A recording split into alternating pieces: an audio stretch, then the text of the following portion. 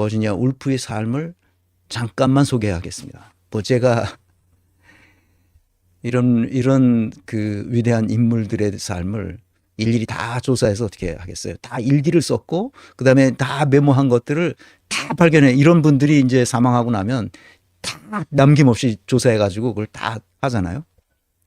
그런 사람들이 버지니아 울프를 천재라고 말합니다. 그래서 나는 이 천재가 어떤 삶을 살았는지 알고 싶었어요. 그래서 책을 한두 권, 두 권 읽었는데 한 권은 너무 재미없고 지루해서 안 받고, 한 권의 책은 아주 너무 그건 에세이니까 그 소설이 아니고, 그래서 재미있게 읽었습니다. 한강의 생각과 거의 같습니다. 삶을 보면 1882년에 런던에서 레슬리 스티븐과 줄리아 프린셉 스티븐의 딸로 출생했어요. 네, 이 오빠들도 있고 그래요. 근데 1895년에 어머니 줄리아가 사망합니다. 그 버지니아의 정신건강에 이상이 그때부터 발생하기 시작했죠. 13살 때 어머니가 돌아가셨어요. 1904년 아버지 레슬리 스티븐이 또 사망합니다. 그 버지니아는 두 번째로 심각한 정신붕괴 현상이 나타나죠. 정신붕괴라는 게 뭐냐면 이런 거죠. 그러니까 우울증에 이게 살아야 되나? 고통받는 거죠. 우울증의 고통, 환청이 생기고 그래서 자살 충동이 생기고 그렇습니다. 22살 때죠.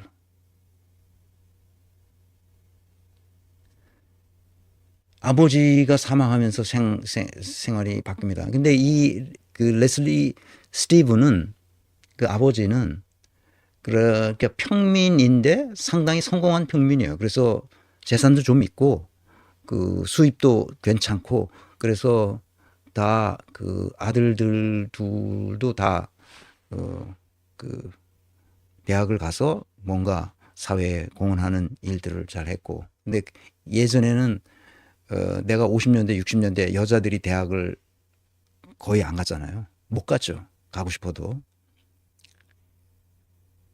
근데 그때는 마찬가지죠. 그러니까 여자애니까 대학을 안 간 거예요. 못 간 거죠. 안 간 거. 그렇지만 그 소위 말하는 그 불어로 말하는 부르주아 계급, 이 성공한 아주 큰 부자는 아니지만 그래도 그 어느 정도 넉넉한 재산, 런던 시내 한가운데에 있었으니까. 그래서 거기 넉넉 그 아주 큰 부자라고 말할 수는 없고 부르주아 계급, 그 프랑스어로 말하면 부르주아 계급으로 살아가는 사람들이었어요. 고정적인 수입이 있고 사망할 때까지. 그래서 요게 이제 첫 번째 단계라고 보면, 그 두 번째 단계는 1905년에 아버지가 돌아가시고 나서 타임스라는 신문에, 그 영국의 타임스 있잖아요. 그 신문에 리뷰어로서의 경력을 시작합니다. 그런데 아버지가, 그러니까 어머니 줄리아가 1895년에 사망한 후에 아버지가 재혼을 해요. 다른 여자를 얻는 거죠. 그 다른 여자가 들어와서 그 여자는 그 여자도 좀 이렇게 살만한 집이었는데 남편이 일찍 죽어서 그 자식이 셋인가 있었을 거예요. 둘인가 셋인가 있는데 그 아이들을 데리고 이 레슬리 스티븐과 결혼을 다시 한 거죠. 재혼을 한 거예요. 그러니까 둘 다 재혼을 한 거죠. 그런데 여기에서 이제 그 문제가 좀 발생합니다. 의붓 오빠들이 있을 거 아니야. 의붓 오빠들. 의붓 오빠로부터 그 버지니아는 그 성폭행을 당합니다. 그 정신이 기억이 있는 거죠. 그렇지만 그거를 극복하고 그때 자살 충동이나 이런 이 환청이나 이런 것들을 극복하고 자기의 경력을 사회인으로서의 경력을 시작합니다. 그게 1905년이죠. 1912년 되어서 30세에 레오나드 울프라는 사람과 결혼합니다. 이 레오나드 울프도 괜찮은 사람이야. 아주 괜찮은 사람입니다. 아이고, 여기 뭐 저 아파트 공지가 뜨는 것 같습니다. 네, 뭐 별거 아니고요. 자, 그래서 이 그 레오나드 울프는 어떤 사람이냐? 그 블룸스버리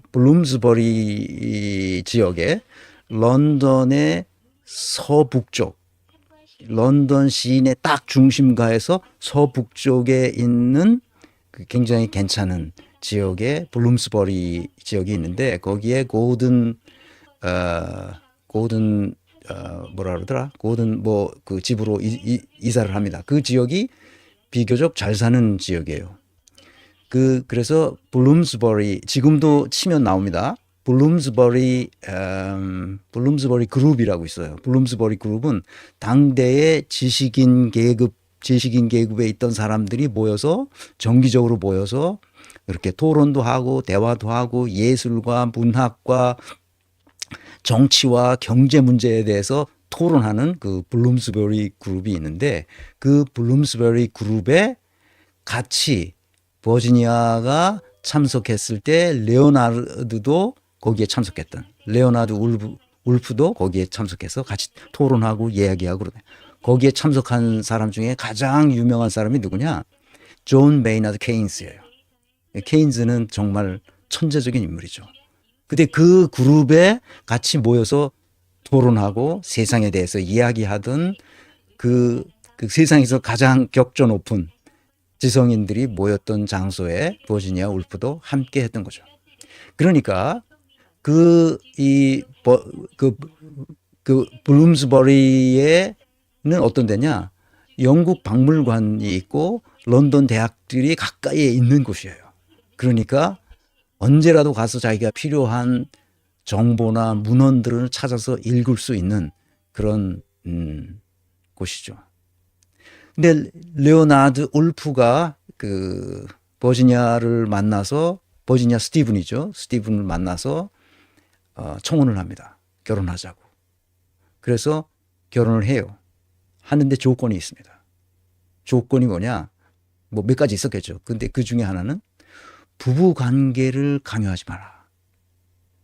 그게 들어갑니다. 자기 이전에 있었던 부부 관계를 강요하지 마라. 그래서 레오나르도 울프가 그 약속을 받아들입니다. 그것을 받아들이라고 생각을 못했지. 그래서 이제 거절 겸 그렇게 얘기했는데 그것이 레오나르도 울프에 의해서 받아들여집니다. 그러겠다고. 그래서 그 버지니아와 결혼합니다. 그 버지니아 울프가 사망할 때까지 단 한 번도 남편으로서 그 버지니아에게 정서적 해를 끼치지 않고 끝까지 지지했다는 거예요. 그래서 소설을 쓰게 하고 같이 일을 하고 그랬습니다. 그래서 유서에 보면 자살할 때 유서에 보면 자기 남편에게 보내는 그 유서가 있어요. 거기 아주 구구절절하게 나를 구원해 줄 사람은 자기 남편밖에 없다. 남편이 나를 이렇게까지 했다 하는 남편에 대한 칭송으로 그 유서를 남깁니다. 1915년에 첫 번째 소설 보이지 않는 집을 출간합니다. 1917년에 레오나드 남편과 함께 호가스 프레스를 설립해서 자신의 작품뿐만 아니라 다른 작가들의 작품을 출판해서 출판사를 세운 거죠.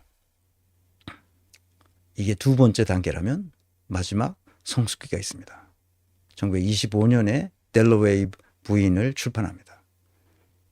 그 다음에 27년에 등대로를 출판합니다. 그 유명한 이 작품이 굉장히 유명하다요. 델러웨이 부인. 전 안 봤는데 등대로도 이게 굉장히 유명한 작품이랍니다. 제가 읽어봤는데 재미가 없어요. 근데 뭔 말을 하려고 그러는지는 알겠어. 근데 재미는 없어요.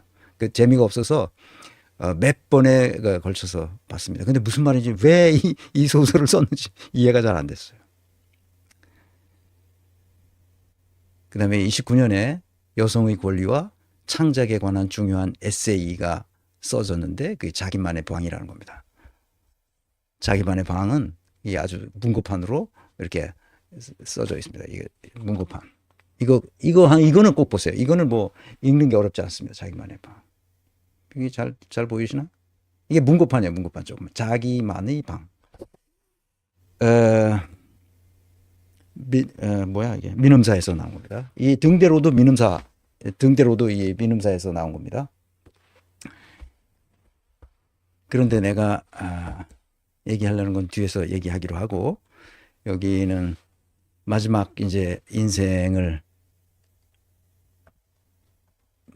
이렇게 잘 나가다가 결국 그 정신건강 문제가 지속적으로 발생했죠. 그래서 결국 59세의 나이로 자살합니다. 젊은 나이에 자살하죠. 안타까운 천재가 스스로 생을 마감하죠. 그래서 나간 지 며칠 만에 그 시신을 강에서 발견합니다. 근데 나갈 때 외투를 입고 나갔잖아요. 그러니까 외투 안에는 그 돌멩이가 잔뜩 들어있는 것을 발견했죠. 그러니까 떠오르지 않도록 그렇게 한 거죠.